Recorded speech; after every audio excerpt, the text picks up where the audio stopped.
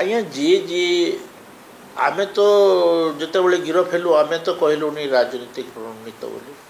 ଆମରଟା ତ ରାଜନୀତିକ ଉଦ୍ଦେଶ୍ୟରେ ଆମକୁ ଗିରଫ କରିଥିଲେ।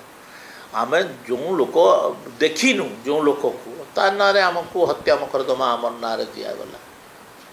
ତ ଏଇ ଜାଗାରେ ଆପଣମାନେ ଦେଖିବେ ନା, ତ ଆପଣମାନେ ବ୍ରହ୍ମପୁରରୁ ଯେଉଁ ନ୍ୟୁଜ୍ ନେଉଛନ୍ତି ଲୋକଙ୍କର ସନ୍ଦେହ କାହା ପାଖରେ ଆପଣ ପଚାରନ୍ତୁ। ବ୍ରହ୍ମପୁର ସାଧାରଣ ଜନତା ଯେଉଁମାନେ ଅଛନ୍ତି ଆଉ ସିଏ କ'ଣ ଗୋଟେ ବୀରତ୍ୱ ଯେ ଆମେ ନୂଆପଡ଼ାରେ ତାଙ୍କୁ ଡରିକିରି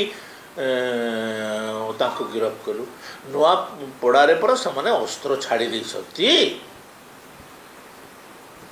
ଅସ୍ତ୍ର ତ୍ୟାଗ କରିସାରିଛନ୍ତି। ଯେଉଁମାନେ ଅସ୍ତ୍ର ତ୍ୟାଗ କରିଛନ୍ତି ତାଙ୍କୁ ଆମେ ହଇରାଣ କରିବା ଲାଗି ଚେଷ୍ଟା କରୁ। ଏ କି ବିଚିତ୍ର କଥା କହୁଛନ୍ତି। ନୂଆପଡ଼ାରେ ସେମାନେ କ'ଣ ଫାଇଟ୍ରେ ଅଛନ୍ତି ନା କ'ଣରେ ଅଛନ୍ତି ନା କ'ଣରେ ଅଛନ୍ତି? ସେମାନେ ତ ସାଇଡ୍ ଲାଇନ୍ରେ ଅଛନ୍ତି। ଆଜ୍ଞା ଯେଉଁ ଦିନଠୁ ସେମାନେ ତାଙ୍କର ପ୍ରାର୍ଥିତ୍ୱ ଘୋଷଣା କଲେ ସେ ପ୍ରାର୍ଥିତ୍ୱରୁ ସେମାନେ ନିର୍ବାଚନର ପ୍ରତିଦ୍ୱନ୍ଦିତାରୁ ଓହରିଗଲେ। ଭଲ କ୍ୟାଣ୍ଡିଡେଟ୍ ଖରାପ କ୍ୟାଣ୍ଡିଡେଟ୍ କହୁନାହିଁ।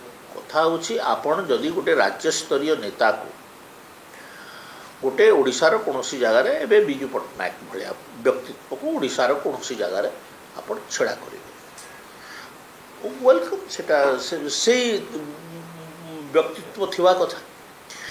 ୟାର ବ୍ୟକ୍ତିତ୍ୱ ସମ୍ବଲପୁର ଜିଲ୍ଲାରେ ନାହିଁ। ୟାକୁ ନେଇକରି ଆପଣ କଳାହାଣ୍ଡିକୁ ନୂଆପଡ଼ା ଜିଲ୍ଲାରେ ଛିଡ଼ା କରିଦେଲେଣି।